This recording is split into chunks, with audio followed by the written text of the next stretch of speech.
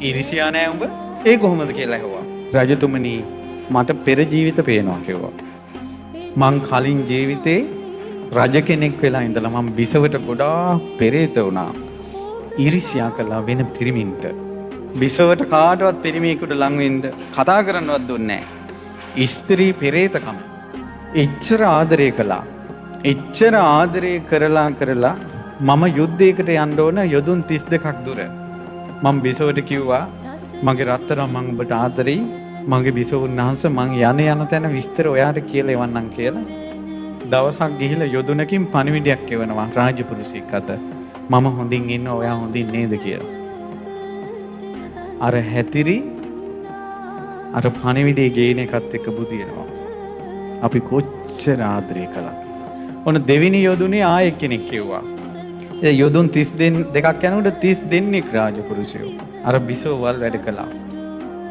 දැන් යුද්ධය ඉවර වෙලා ආයෙ මම එනවා කියලා එක පණිවිඩයක් කිව්වා. යොදුනෙන් ආයෙ 30 දෙන්නයි 64යි.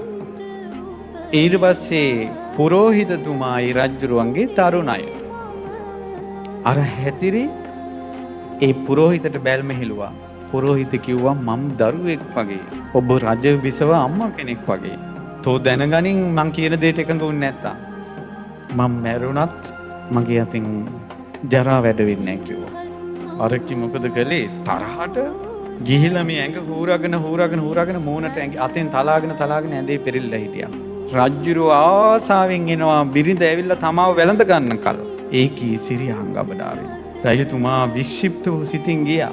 මා ප්‍රිය බිරිඳ කියලා කෑ ගැහුවා. අනේ කොහොම යන්නද කියලා ඇහුවා. ඔබතුමා වැළඳ ගන්න මම මේ සිහින මවමවා ඉදින් පුරෝහිතයා මට කරපු තේ බලන්න කිව්වා. ඊරිසියාව ආවා.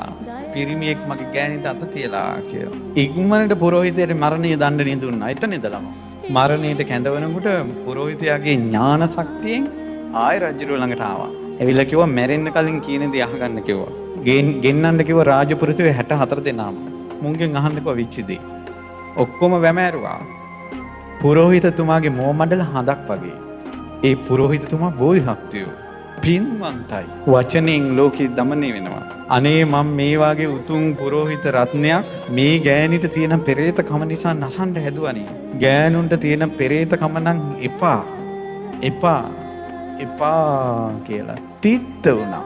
පෙරේතව හිටපු මිනිස්සෙක්නේ සත්‍ය ඉදිරියේ තිත්ත වුණා. රජතුමනි එදා ඉඳලා මං ආපු සංසාරේ මට ඉරිසියාව ඇති වෙන්නේ නැහැ කිව්වා එදා ඉඳලා. ඔයාලා දන්නවද ඒ කවුද කියලා? සාරිපුත්ත මහරහතන් වහන්සේ සංසාරේ. අපේ සාරිපුත්ත මහරහතන් වහන්සේ කිනිහිරියා මලේ පාටට රත්තරම් පාටට බබලන ඒ සොඳුරු මුනිවරයා. බුදුරජාණන් වහන්සේ හැරෙනකොට තුන් ලෝකෙම අග්‍රම මුනිවරයා. ඒ සාරිපුත්තයන් වහන්සේ සසරේම ඉරිසියා කළේ නැහැ. ඉරිසියා කරන්නේ නැහැ කියන එක සුළු දෙයක්ද දෙයනේ. ඉරිසියාවක් එන්නේ නැහැ කියන එක. එක ගෙදර සහෝදරයෝ දෙන්න ඉරිසියයිනේ. එකට ඉගෙන ගන්න යාළුවෝ ගැන කවර කතාවද? තවත් කෙනෙක්ගේ ಗುಣ වැඩිපුර කියනකොට බලන්න. ඉරිසියාව. මගේ සාරිපුත්ත මහරහතන් වහන්සේ සසරේවත් ඉරිසියා කළේ නැහැ.